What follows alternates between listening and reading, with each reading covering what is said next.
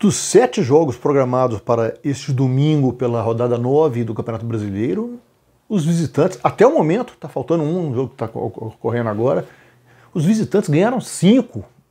Se no sábado o dia foi dos mandantes, à exceção do Corinthians, que empatou com o Inter, né? O América e o Furacão ganharam, mas hoje não. Hoje, neste domingo, os visitantes estão fazendo uma festa.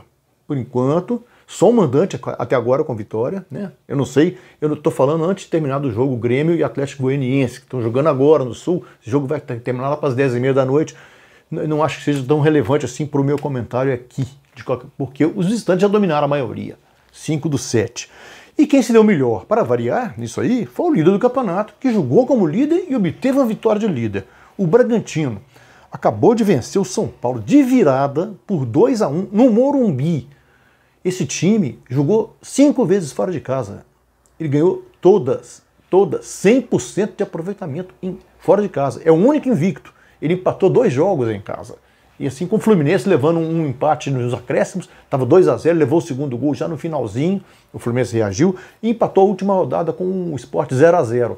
No mais, ele ganhou todos os jogos, né? E todos os 5 fora. Impressionante, joga para cima. Eu não sei dizer nessa altura do campeonato, embora 1/4 do campeonato já tenha transcorrido, mais de 1/4, se o Bragantino vai brigar pelo título, vai continuar nessa briga pelo topo até o fim. Não sei se vai ter cancha para isso, mas que está jogando como um time que pretende surpreender, tá jogando bonito, jogando com opções, mexendo bem no banco, como mexeu de novo, bem dirigido pelo Maurício Barbieri, né? O Claudinho voltou ao time que ganhou alguns jogos sem ele, lembremos, né? E essa noite mostrou por que está na liderança. Por que está na liderança e tem que ser encarado com muito respeito e com outros olhos, né? Mas aquele time folclórico não, comprado pela Red Bull, nada. É um time com dinheiro, com investimento, com um norte. Então é um time que periga aí. Periga aprontar. O São Paulo só na frente aos 25 do primeiro, com o Rigoni de cabeça, uma bela jogada, com a participação do Reinaldo, o cruzamento da esquerda, o Rigoni de cabeça. E no segundo tempo, o Bragantino foi para cima. Aos 17, de cabeça também, o Alejandro empatou. E aos 29, o Arthur fez um golaço de fora da área, mandou no ângulo. E além disso, aos 40, o Claudinho ainda acertou o travessão. Aos 40 minutos, o Claudinho ainda acertou o travessão. Por pouco não seria um 3-1 aí.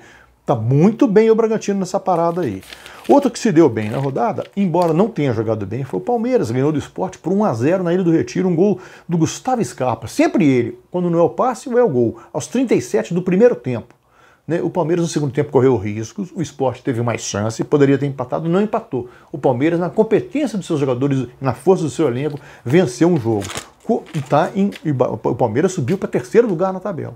Né? Assim como o Atlético, um enredo muito parecido, jogando com o Cuiabá, o Atlético subiu para o 4º lugar ao vencer por 1-0 um gol do Nacho Fernandes em passe do Hulk aos 25 do primeiro tempo. Aos 25, uma jogada muito bem feita, construída, o Savarino lançou o Hulk por trás da zaga, o Paulão Caveirão tentou dar uma tesoura no Hulk, não conseguiu, o Hulk escapou na força e rolou para o Nacho com gol vazio, o Nacho colocou na saída, o Walter já estava batido, 1-0, e o Atlético correu o risco no segundo tempo também, porque foi dominado pelo Cuiabá, só que o Atlético se fechou bem, ficou lá atrás, não criou nenhum contra-ataque, jogou mal, mas o enredo parecido com o do Palmeiras. Está em 4º lugar, assim como o Palmeiras está brigando e mostrando que a força do elenco está segurando o time aí. Outro time que venceu e bem foi o Fluminense, jogando com o Flamengo em São Paulo, na Neoquímica Arena, no estádio do Corinthians. Não tem um estádio mais perto do Rio, não. Por causa da Copa América, o Maracanã não pôde ser cedido, jogaram na Neoquímica. O Flamengo dominou o primeiro tempo, mas não conseguiu fazer o gol, não transformou em gol a sua superioridade. No segundo, com as mudanças feitas pelo Roger Machado, ao contrário das mudanças feitas pelo Rogério Ceni, o Fluminense cresceu, o Flamengo caiu. E aos 45, o Gustavo Henrique tinha acertado uma cabeçada no travessão aos 33 do primeiro, aos 4 do segundo, o Lucas driblou o Diego Alves, chutou fraco.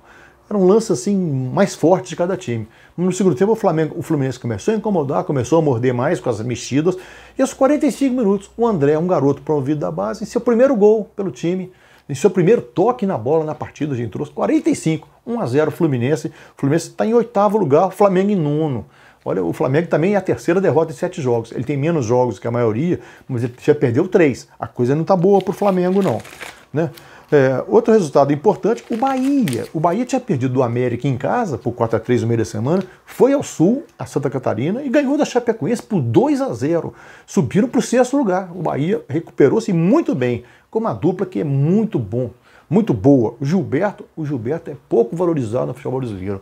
Poucos centroavantes têm a precisão, têm a volúpia de gol, a eficiência desse jogador. Sempre foi assim, e no Bahia parece que encontrou um terreno fértil para desenvolver seu futebol. Ele fez 1-0 aos 21 do segundo tempo, e aos 23 o Rodriguinho, outro bom jogador do Bahia, ampliou. O Perotti chegou a fazer um gol aos 31, mas ele foi anulado, porque estava realmente a Edna Alves, depois consultou a VAR, havia um impedimento no início da jogada, então acabou 2-0 para o Bahia, mais um visitante ganhando. E o único caseiro que ganhou até o momento foi o Ceará, que venceu por 2-0 o Juventude, com gols no segundo tempo. Aos 3 minutos o Saulo Mineiro e aos 7 o Gabriel Lacerda. O Ceará também deu uma subidinha, está mais na parte de cima da tabela, o Juventude está lá embaixo. E tem uns times que não conseguem vencer, né? O Cuiabá, Chapecoense, São Paulo, esses times estão na zona de rebaixamento e sem vitórias. O Grêmio, mesmo que vença o Atlético Goianiense, não vai sair da zona de rebaixamento. Então, essa turma tem que se cuidar aí. 9 rodadas já são um terreno muito grande percorrido aí. E o São Paulo está num perigo que ele nunca foi rebaixado, um dos 3 times que nunca foram rebaixados, ele, o Santos e o Flamengo, né? Será que vai acontecer isso? Tem time para ir muito mais, né? Mas não está justificando. É isso aí, meus amigos. Fique com a gente e até.